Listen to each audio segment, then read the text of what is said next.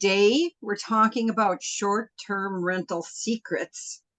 And what you're going to learn today is we're going to talk about systems, some defining those darn rules and regulations, which are ever-changing, branding, and how do you get repeat business at your short-term rental, and then market trends. And so welcome to Real Estate Investing Made Simple with LeAnn Riley. And my guest today is Steve Taylor. I'll introduce him in a minute. I do live interviews with experts and leaders in the real estate investing world nationally. And I'm LeAnn Riley. I'm a national real estate coach. I built a multi-million-dollar portfolio in residential, multifamily, condo development, commercial, and vacation properties. Mine were in Edisto, South Carolina, right on the ocean. And as a national coach and trainer, I help investors build a step-by-step roadmap to wealth by creating a portfolio of winning cash flow properties. And I also lead the Encore investment team of realtors here in the Twin Cities, Minneapolis, St. Paul, Minnesota. And I provide free education, both with these live streams and on my YouTube channel, which is called LeAnn Riley Real Estate. There's all these interviews are there and a lot of education for investors. Okay, so today again, topic short-term rental secrets. Who we have here as our guest, Steve Taylor. He is a real estate investor. He happens to also be a realtor, and he specializes in short-term rentals. He's had a long history in that in Minnesota and in Florida. And that's why I picked talking to Steve, because someone who can do it at home is one thing, but to do it out of state is a whole nother story. But it's really about the markets, and we're going to talk about that. And he's also the owner of several long-term rental properties in the Uptown area of Minneapolis, and that's why he's called the Uptown guy. You live there too, don't you, in Uptown? Nearby. Yeah, I live in over by the lakes. So Yeah. a little north of there. But, yep. In the area, yeah. So I'm really glad you could join us today, and thank you for taking the time. So I want to start out with, what is your favorite thing about short-term rentals? It's great to meet people from all over the world. I mean, obviously as investors, I mean, greater cash flow. It also kind of is useful because it's it's a good way to rent units that might be more difficult to rent long term. So it's kind of like a nice thing to have in your tool belt.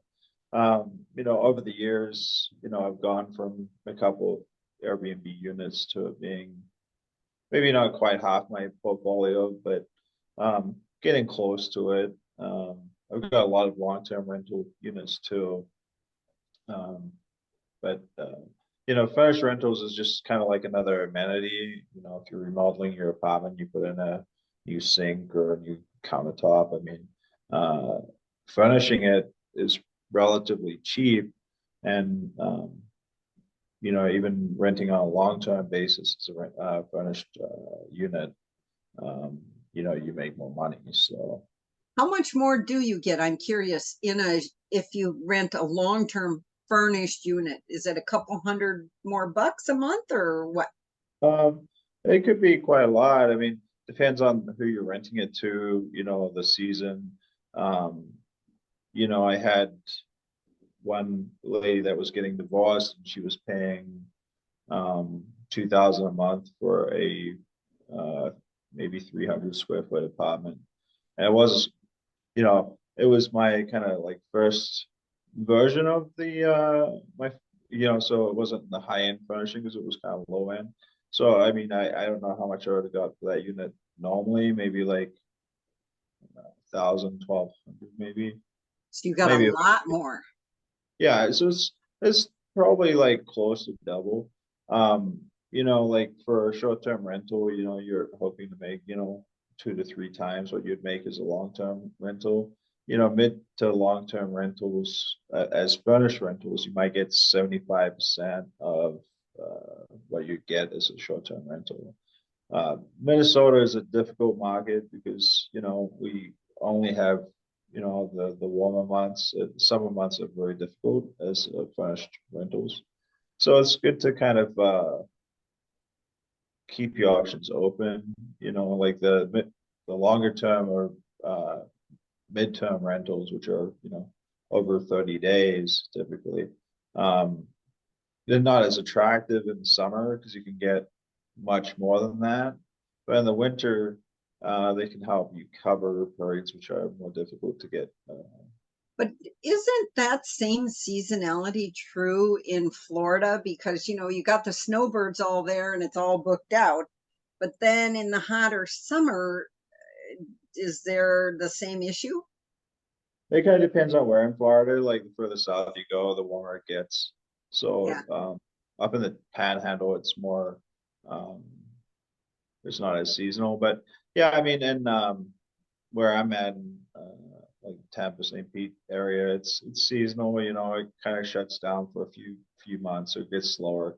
So once again, you're looking for people, but even during the summer, I'm getting people to stay.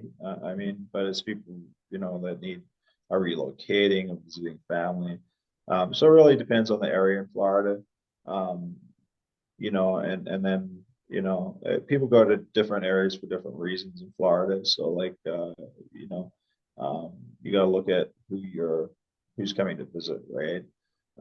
So in Minnesota, we have a lot of like medical people. So in the winter, that's kind of one big thing to kind of target. But there's a lot different kind of markets. I mean, there's some medical people, the nurses, the doctors, the X-ray techs that travel on Yeah, contract or for us. even nowadays, people looking for a house and they can't, maybe they sold theirs and they can't quite find the new one. They'll go to short-term rentals. Yeah, I've had a couple in the last month that were waiting for their apartment. They had leased an apartment and moved to town, and one kept extending, so they ended up staying for over a month.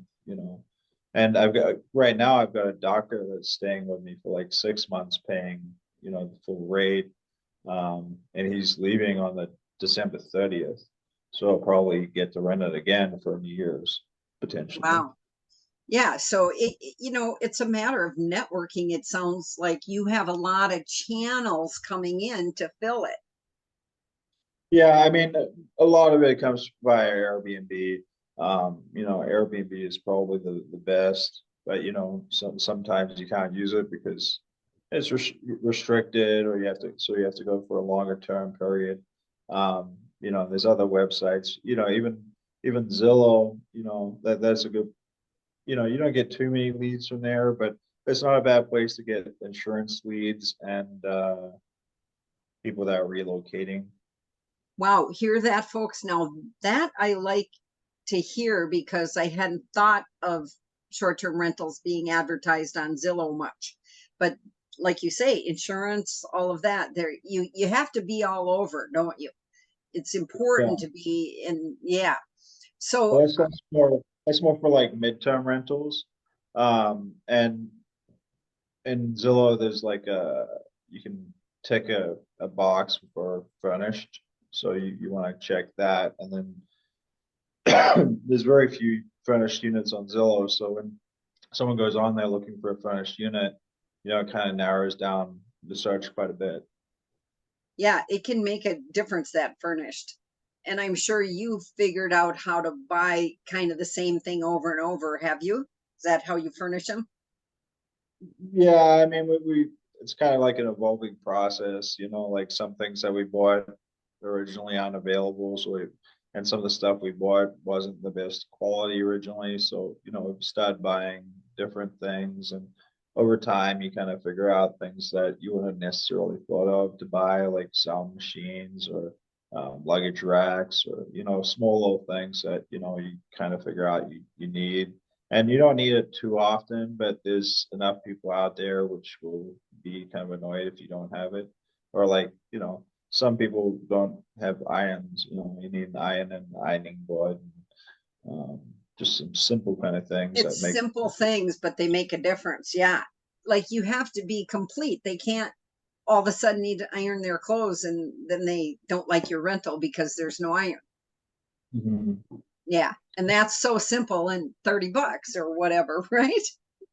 Yeah, well, stuff isn't cheap anymore. Irons are like, I think 30, yeah, 30, $40, and then you got an ironing board that's not $20. But like when you first set it up, it can be expensive. Yeah. Uh, but you kind of factor that over. The longer you run the Airbnb, the less it costs you for the furnishings, right? So, Airbnbs or furnished rentals are better, the longer you have them, because it gets cheaper over time because you've Yeah. already whatnot. And in a short-term or long-term rental, if you buy the furniture, that's all a write off against that property because it's part of it, right? Yeah, it depends on what it is. You can either, it's something an expense or something you can appreciate. Yeah. Yeah, one way or another. That's a good thing. Okay, so, how did you get into this business?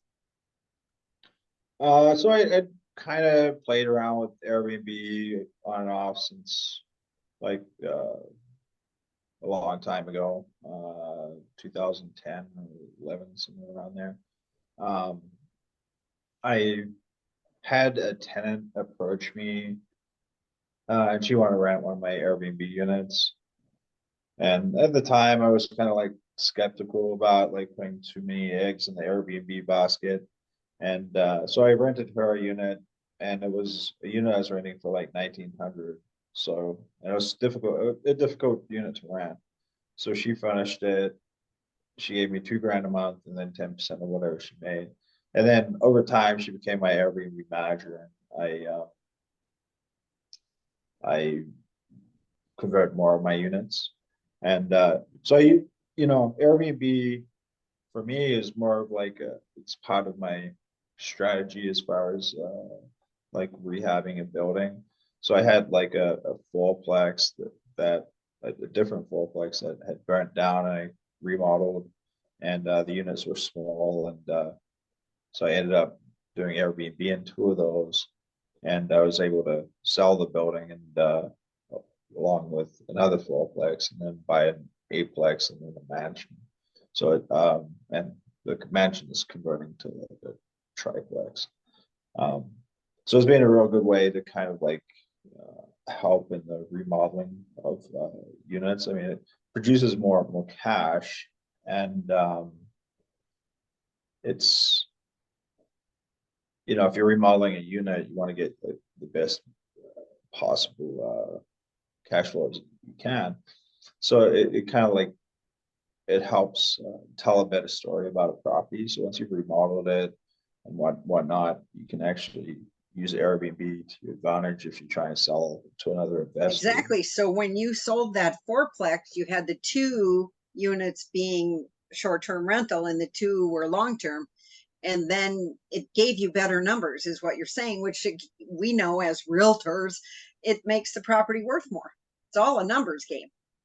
Right. Yeah. So that's why I always think ownership is better. Like there's a lot of people out there that rent units, and then um, we'll set up an Airbnb on them, and then we'll pay the owner and then take the difference. The problem there is, Arbitrage you're talking about. right, yeah. The problem there is, most of the money I've made from Airbnb hasn't actually been from Airbnb. It's been from selling the properties on a multiple of what I'm making from Airbnb. Just like a long-term rental property, like, you know, uh, so a lot of people have picked a camp, whether it's they want to be like a flipper or they want to be a long-term buy and hold. I think it's better to be a little bit of both. The problem with being a flipper is the taxes. The problem with long-term buy and hold is that you lose a lot of the ability to kind of really make money, because you remodel your building and then you're stuck with it for like 10, 20, 30 years. and it's going up a little bit in value, but not uh, that much. The velocity of money is kind of slow at that point. Yeah. So to sell and then buy another project where you can add more value and rinse and repeat. So Airbnb has kind of helped me, with the flexibility, and then also buying buildings that would be less desirable as long-term units, maybe more attractive as short-term rentals. That's really smart. Okay, so what about the financing of these short-term rentals, like your out-of-state ones? I know they're around St. Petersburg and Tampa, like you said. And are you, it's rougher to get the rates today are nasty. Well, they're not if you invested like I did back in the 80s and 90s and it was 18%. It's not ridiculous today, but it's high. And so to finance these, do you have to come up with 25% down or worse? Also, when I bought the one in Florida, there's actually three separate properties side by side. So one property has a duplex and a standalone cottage, and then the property next door has a duplex, and then the property next door has a duplex. So it's total 7 units across three properties. I saw a picture of it and it's so cute how it's a little compound and you fixed it up like and that's what you have to do with a short-term rental. It has to be cute and catchy and above, the neighbors so people want to choose it. Yeah, and I got so I had sold the first property I bought in Uptown. So when in 2011 I bought a triplex for 180,000 in Uptown, and it was a foreclosure, and I sold it for I think 550 in 2019 or 2020, and then I bought this. So I was originally looking for a hotel. I was looking to buy a hotel, and I still am, but it's kind of the back burner for. It's just the market for hotels got a lot hotter than when I originally started looking. But one of the hotels I was looking at, the lady that was selling it, the realtor, she had had this one. She had just signed a listing agreement for her. And even back, this was like slightly before Florida got super hot. Um, and it was starting to get hot, and it was still competitive back then. And she told me about it, and I signed the purchase agreement. I hadn't seen any pictures of it or anything. I originally had thought it was one building that was like 7 units rather than multiple properties. So I didn't really know what I was signing on for originally. But you knew you better grab it and get it under contract before somebody else did. Yeah, and then within like 6 months, even without any major improvements, I had an offer for like 600, over 600,000 more than I bought it for. Wow. Now that's the way to buy real estate. Right. Yeah. I mean, Florida was it's been really good to me, but who knows what's going to happen in the next couple of years, Florida. So Florida's a different kind of market than Minnesota. Minnesota is more of a slow and steady market, and Florida is more of a boom and bust kind of market. And Well, we'll see what.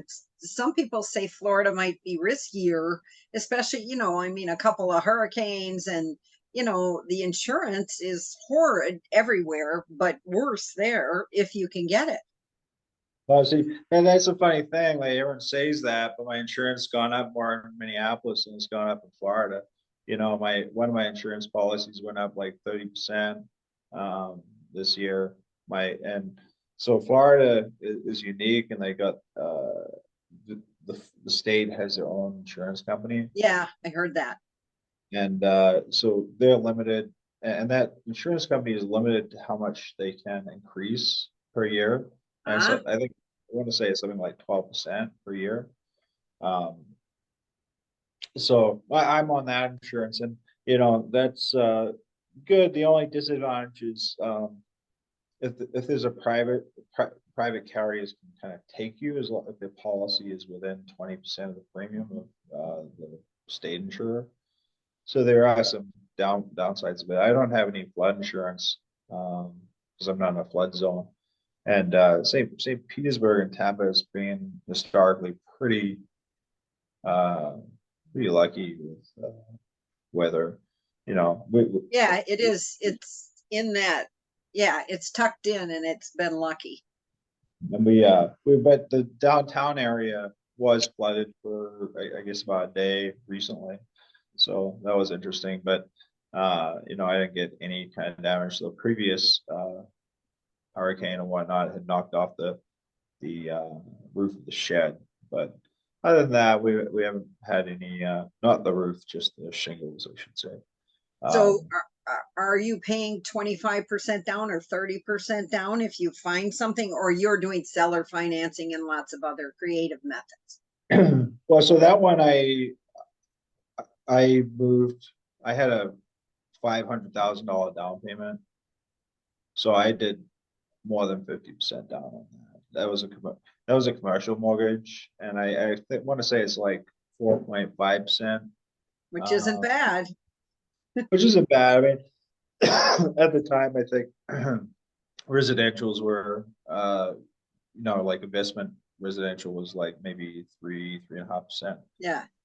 So it was a little bit higher, but commercial is always higher. It was a 10-year mortgage, so I've got, you know, 4.5% locked in through, I want to say it's like 2031 or something like Yeah, so that. you don't have anything to worry about. It's all about smart negotiation. Even on that, paying that extra money down gave you more flexibility, I would imagine.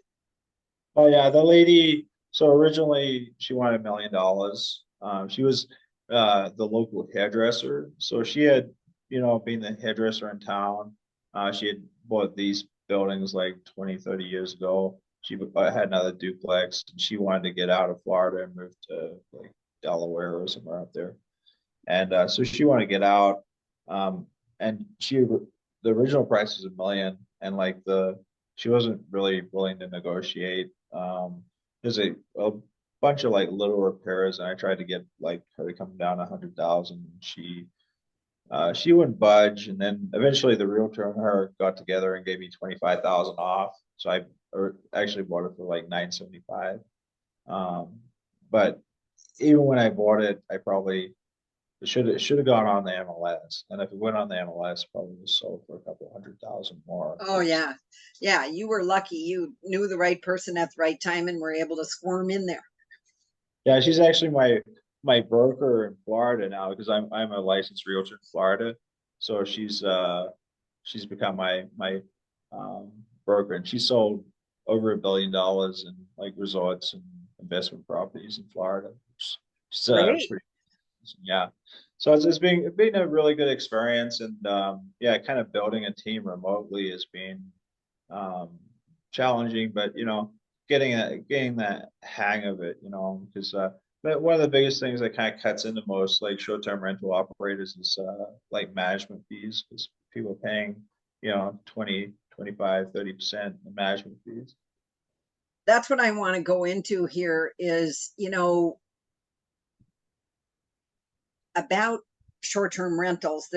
I looked up what's the 20 most asked questions, and I'm going to kind of shoot them at you because you know the answers from your perspective of owning in two different states. So, I think I heard you already say Airbnb is your favorite. I mean, that's where most of your clients come from, not VRBO or all Evolve or all those other ways.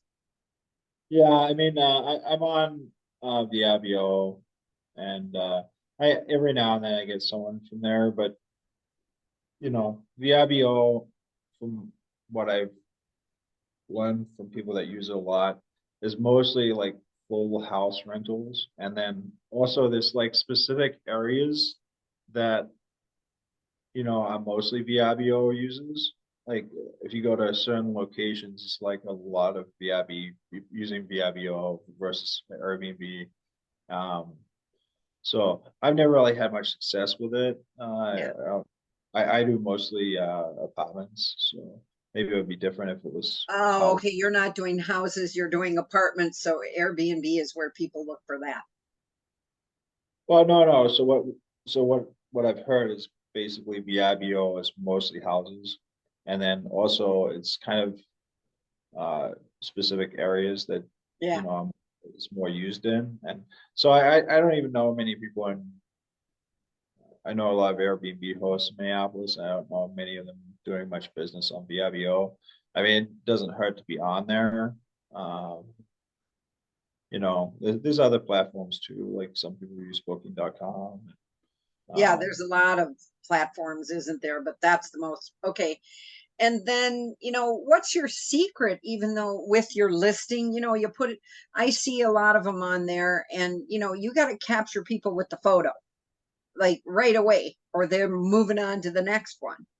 What's anything particular you might do that makes yours stand out? Also, like every change you make, you want to kind of look and see how that affects your ranking. Um, this software, we use software called Rank Breeze, and that will Wait, what's it track called? What's it called? Rank rank rank breeze. Rank Breeze. Yeah. And That's a new so one. yeah, no, they've been around a No, while. I haven't heard of that one. Oh, okay. Yeah, so what they do is they just kind of like look at your Airbnb listing every day and see like where you rank.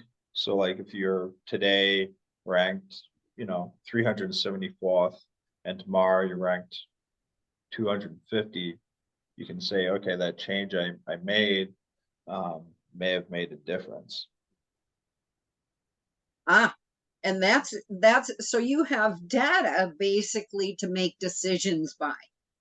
Yeah, but it's kind of imperfect data because like you might make a change, but there's other things that affect like your ranking. So it's not just your listing, but it's also your occupancy, other people's occupancy, um,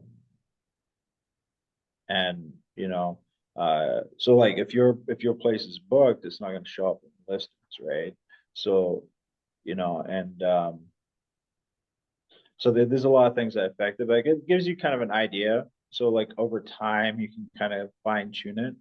And so it's like A/B testing for your listing. So you can like, put up one photo as your front image and see how it does. And then after a week, if it doesn't do well, you can change it out for another and just keep trying things out until you start going in the right direction. Okay, and the so using that data, that's how you change your rates then, according to certain weekends are higher and things like that. No, that has nothing to do with that's just the ranking. Okay. They have pricing in there, but uh, I I use Price Labs for pricing because we've got I think like 12 listings now, so it would be impossible to do pricing manually. Right. This we pay like 1% of whatever revenue we do, and then they just automatically set pricing, and we can alter it, and make adjust it and whatnot. And I Oh, do that. that's great. So you don't have to pay much attention. You just pay for that service and it monitors it and takes care of it. Yeah, so like kind of the pain point of like short-term rentals is like the amount of like interaction you need to have to kind of keep them running. And so I've really tried to minimize that as much as possible. And like every week, I'm getting, people come in and leave and we don't talk to them at all. And that's kind of the goal, is like, provide excellent, repeatable service that doesn't require any kind of, or as little interaction as possible. So That's anytime, why, yes, that's why I chose you because I know you know systems. And that's what you've done is figured out the system. So you're not taking calls and you're not managing the price and it's working like a nice wheel, and the velocity of money is more if it's all taken over by somebody and not you. yeah. And, and that's why, if you set it up right, you don't need uh, a management company and you can save 20% there and that'll pay for all your other expenses. And, if you're managing remotely, I mean, you need a cleaner and a handyman anyway, wherever your Airbnb is. And often they can operate as like your eyes and ears on the ground, um, if you're away. So it's just kind of like setting up a system, and like also with check-in, like um your rank is also based on your feedback.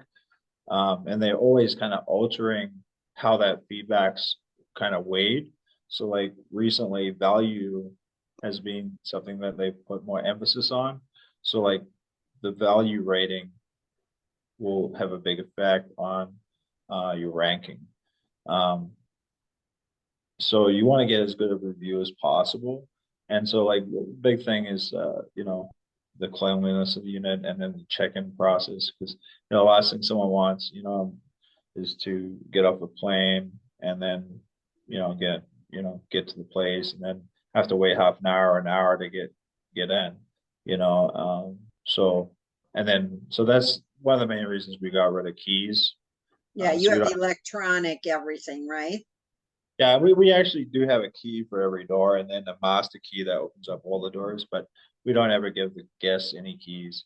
And then each one gets a unique code that's automatically programmed based Yep. on their phone. And they get sent that in an Airbnb message, and all that's automated. When I was first starting to do this, I was sending, because I got photos, step-by-step instructions how to check into each unit. So I was sending blocks of text and pasting a photo, and another block of text. I was doing that manual.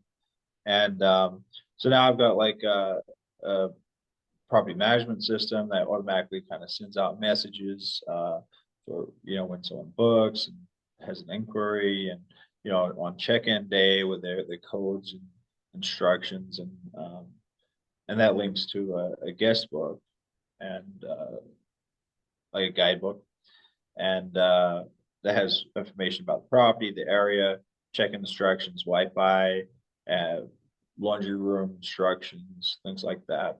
Uh, so Isn't it every time. amazing? It's amazing what you can set up, and that there is systems and programs. And if you tie them all together, it's automated. And you're not, like you said, you have these rentals, but you're not giving away your time to manage them. Yeah, and I mean, like, there's always stuff you kind of have to, uh, Something breaks, yeah. and that's another reason why I like short-term rentals is you actually keep your properties in better condition. I just had a set of guys move out of the house, and we've been trying to fix problems for like the last couple of weeks, just everything they broke for the new tenants, and new tenants are upset. And with Airbnbs, stuff goes wrong, but like you pretty quickly fix whatever problem there is, so your property stays in better condition. That's true. That's better resale if you think about it, because it's up to standards, higher standards. And you're right, the guests will tell you what's wrong, won't they?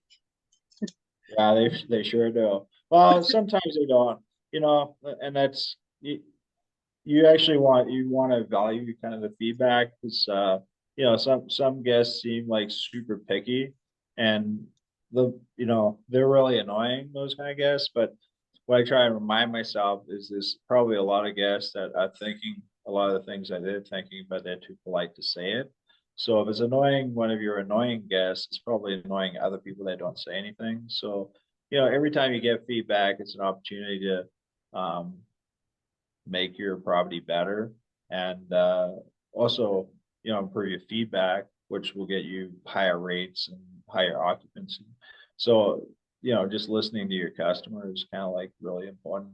And you can kind of get away with kind of telling your long-term tenants no, and to a degree, I mean, like, you don't say yes to everything your guests Right. ask for. But I mean, I see a lot of the time people are like complaining about extra toilet paper or batteries, or silly stuff, and usually it's because the host didn't put enough like supplies in the unit in the first place. And so then they're going over there in the middle of the night, dropping something off, and they could just spend an extra $5 and left an extra set of batteries there somewhere at the property, and they would have saved themselves a bunch of hassles. So, it's better to kind of set up your property right from the get-go, and then you don't have to worry about it. But there's always going to be stuff like you forget to buy. And so over the first, couple weeks, month, um, over your first number of guests, you're going to be buying some stuff probably. Yeah. And okay, so what about the insurance on a short-term rental? Is it any different than the insurance on a long-term? Yeah, you need like different insurance. And it kind of depends. There's some insurance companies now, like if you've got residential insurance, some of them have riders for the insurance policies that Oh, allow. okay, for short-term rentals. Yep. Otherwise, is Airbnb, like short-term rental specific insurance companies. Oh, Otherwise, you can get a commercial policy. So it kind of depends on the property you're buying. A lot of people don't necessarily buy the correct insurance. You know, that is what it is. I, you know, I don't think people get sued for it often, but I wouldn't really want to be caught holding the bag without the right insurance, probably. yeah, you'd rather take care of it. Okay. And, do you ever run into, people who don't feel safe or the security or, like that? Do you ever have guests check in and then they're like, nope, not staying here or something like that? Does that happen? No, I've never had that problem. Security's always been a big point for me because a lot of my travelers are single females, being nurses and whatnot. So I've got a lot of uh, lighting around the building, then motion lights with cameras around the building on each building, and And that way you can see from wherever you are, you can look. yeah, well, and then that's the other thing. Yeah, just seeing what's going on in the property. And then, that's another reason why to get away from keys. I mean, part of it is just for operations and automation. But another part of it is for guest security. Guests feel a lot more secure if there's not a key, you Yeah, know. Um, and that's the main reason why you said to their phone number so that they know it's unique to them, and the last person had one unique to them as well, so they know like someone kind of just walked into the unit. um but yeah, I mean, most of the time, there's some really bad Airbnb hosts out there, and most of the time when people walk out, it's because you have to keep your units clean, and um you have to keep them in functional state. A lot of people don't, or some hosts don't keep that okay. stat. And then, what do you do if you get a negative review? How do you handle it? Well, I've had a lot of them removed. So usually, so if, most of the negative reviews you can kind of deflect. So a lot of people that leave negative reviews don't even know they're leaving negative reviews. Like people don't necessarily understand that a 4-star review is a fail and a 5-star is a pass, and then anything less than a 4 is a fail as well. Um, so in the beginning, when I first started, what I found very successful, and I've kind of taken a step back. This is kind of annoying to do, but is when I still put magnets on every fridge. So you can go on Etsy and they have these magnets which are like Airbnb ratings, and they'll have all of different 5-star ratings and then what they mean. So you put one of those on, Ah, and then when they so throughout the process, you kind of remind them, no, I want to give you a 5-star experience, stuff like that. It's kind of cheesy, but it works. I don't do it anymore because my ratings are good enough. But if I if I was launching a new listing, I'd probably add that back in. I love And that idea. What a clever thing, a magnet that sort of explains what 543 means so that at least they get in the right box, right? yeah, so they know that 4 stars like really bad. Um, and then after they check out, write the review first and take a screenshot of it, and then send them a message and say, hey, I really appreciate you staying with me. I appreciate you taking good care of the unit. I left you a 5-star review. Here's a copy of it. And, you can even ask for a review and say, I just started out this listing. I'm trying to build up some feedback. Would you be willing to give me a 5-star review? And most people will give you a 5-star review. A lot of people that, had a good experience won't necessarily post a review. People that had a bad experience are a lot more likely to post a review. So Yes. actually asking for the review, and only ask for a review if you know they had a good experience. Like if someone was like, you had an argument with a guest, don't ask them to write a review. But if you know, like you had a good experience with them, if they had a good experience staying in place, say, hey, I left you a review. I left this great review for you. Here's a screenshot of it. And that kind of removes their concern about leaving you a review because they don't know what review you left them, and then they're more willing to leave a 5-star review. That's And great because you want to be the super host, of course. You know, yeah, and honestly, is really, if you're not a super host, you're doing something wrong. Like, it's not that hard to be one, is what you're saying.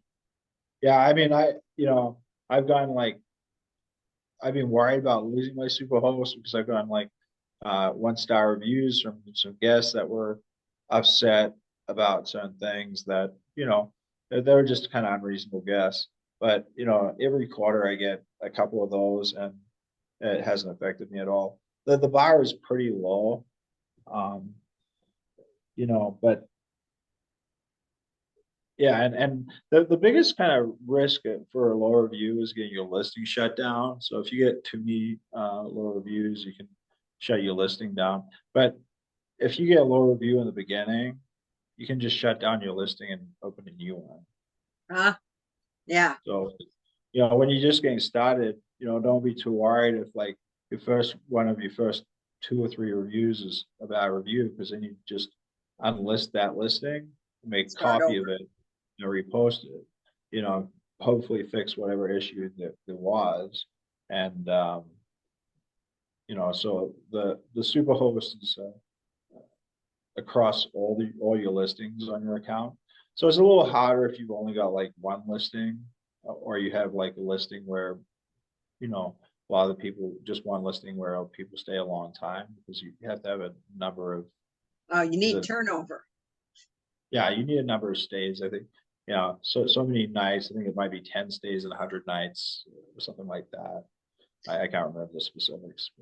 Okay, and what I'm wondering is, what about local regulations? Because I know this happened in Minneapolis where, it was do as many as you want, and then they started getting snarky and, wanted to limit things, and different cities have limited things. And I have a realtor friend right down there where you own, and, you got to be in the certain, you got to do a dance and be in the certain area that they're okay about short-term rentals versus not. How do you get around all those regulations? Yeah, I mean, Florida, the nice thing about Florida is they kind of locked in place the Florida state legislature passed a law. So basically, if any of the local cities or towns or whatever change their short-term rental regulations, they lose the right to regulate it to the state. So I think that passed in 2014 or so.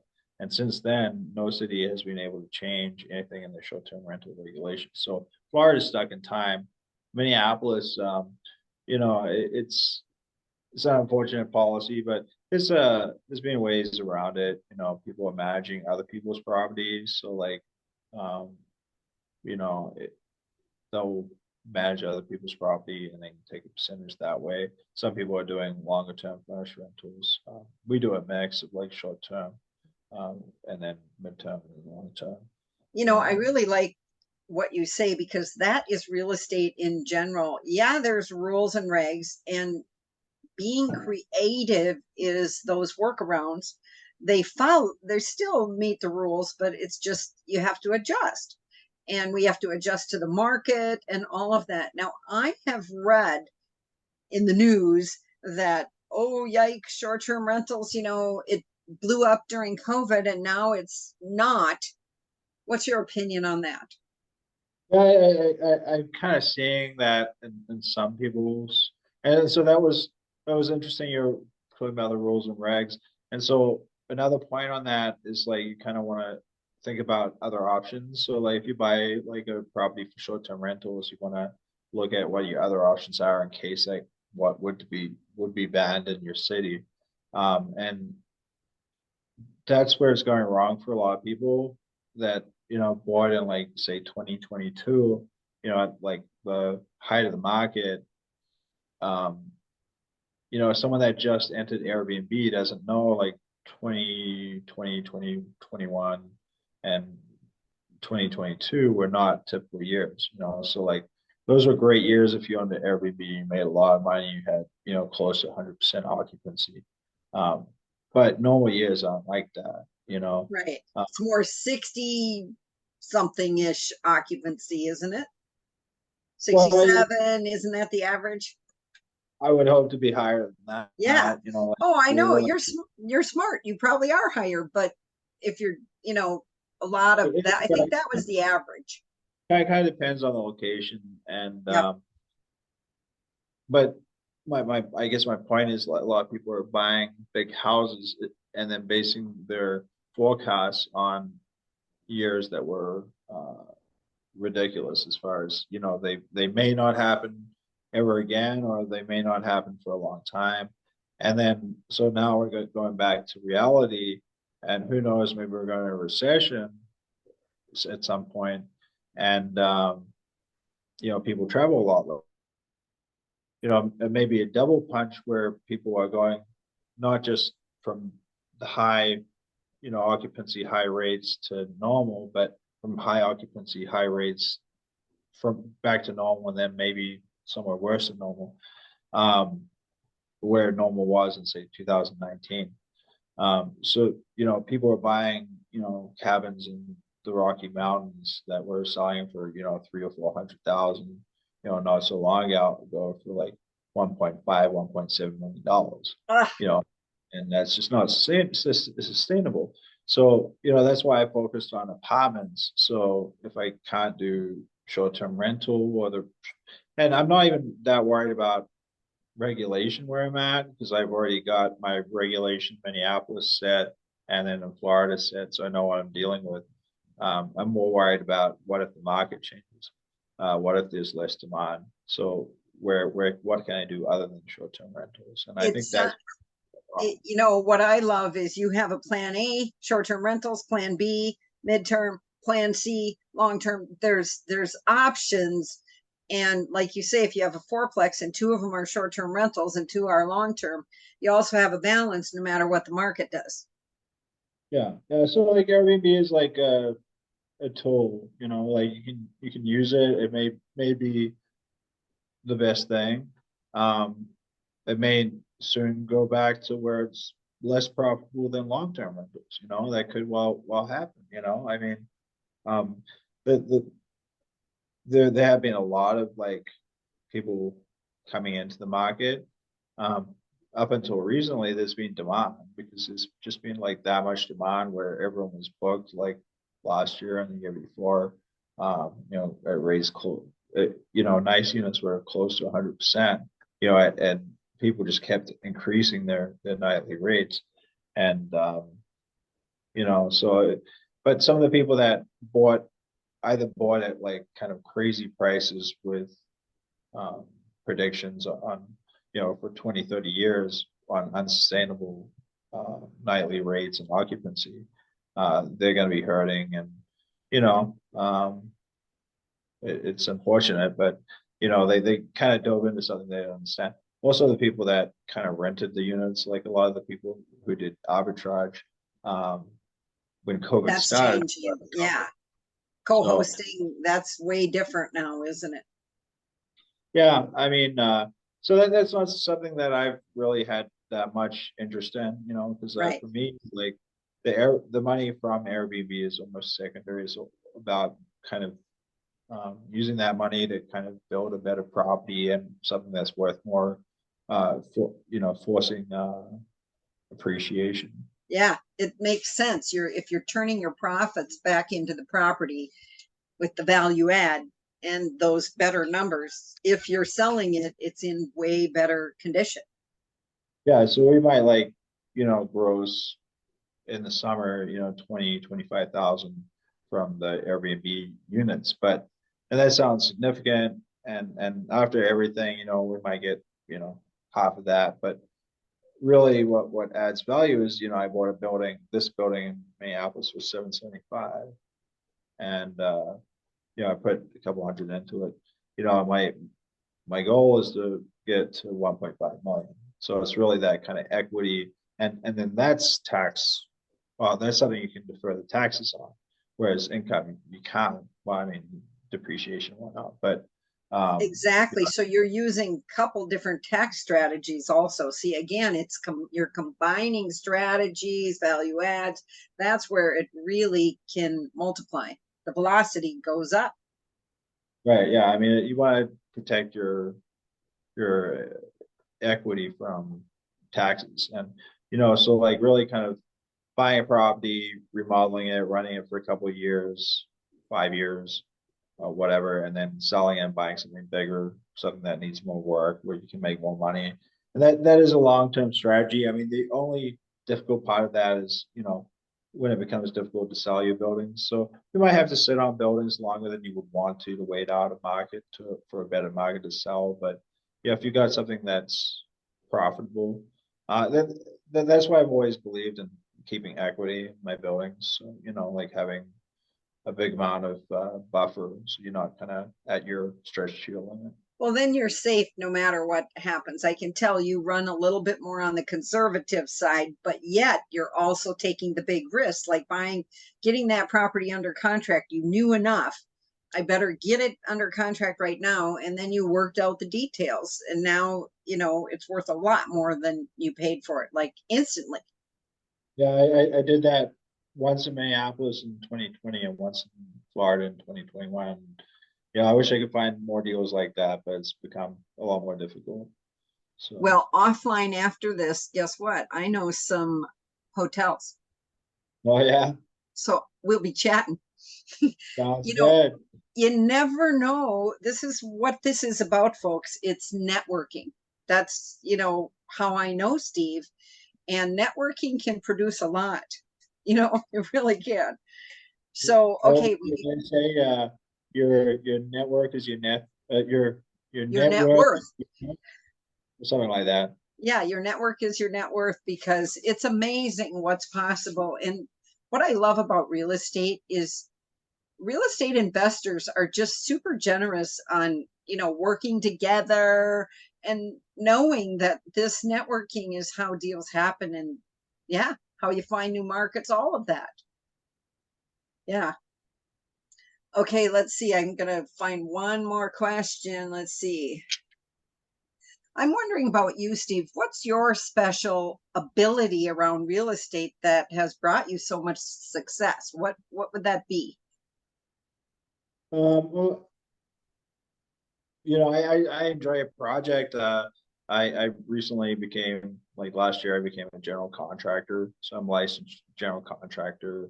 Um, I just enjoy like kind of taking a project and changing it into something else. Like right now I'm working. I bought a house in South Minneapolis that was three old guys lived in it, and it was just kind of run down. And I'm converting into a duplex right now.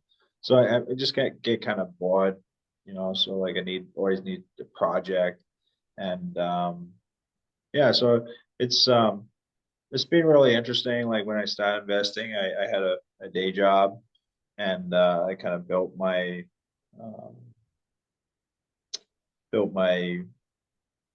kind of landlording career while I still had a job. And then when they laid me off, I had enough properties to support myself. So, I really think that's a great way to find, your own freedom. Yeah, it is. It's all about lifestyle, time, and freedom. You And can buy a trailer and an RV and travel all over the country, yeah, right? here I am. This I'm out for 2 weeks. Yeah. Where are you at right now? Oh, I'm in the I'm north of the Twin Cities, pretty dang close. Oh But yeah, you know what I love about it? I only had to drive an hour from home and I'm at the lake. I'm the only one on the beach here. There's about 15 campsites here, but I'm the only one. that's I love great. that. It's my beach now. It gets a lot cheaper to get out there and do stuff on the during the week than the weekend too. Yeah, and I get to walk. I walk a lot, hike, those kind of things that maybe if I'm home I wouldn't do. Yeah. That's Yeah. yeah, and nomads, I'll call it nomads because that's who's out here. Some people live in their RVs, some people travel all around. There for me, there's interesting people. Just like you like to have a project. That's your passion. That's what I heard your answer was. You Yep. know, you just like to have a project and bring it back to life and, turn it into more income. You love doing that. So real estate is perfect. So I really appreciate, and what I'm going to, does anyone have any questions? I really tried to do a full round. So I'm answering your questions. If you do, put them in the chat real quick. And otherwise, I'm going to give you just a little bit of information about Steve in case somebody wanted to contact him. And so I'm going to try that out right now. Anybody got a question? Okay, we're going over here to, this is how you get in contact with Steve. Okay, what happened here? Something looks different.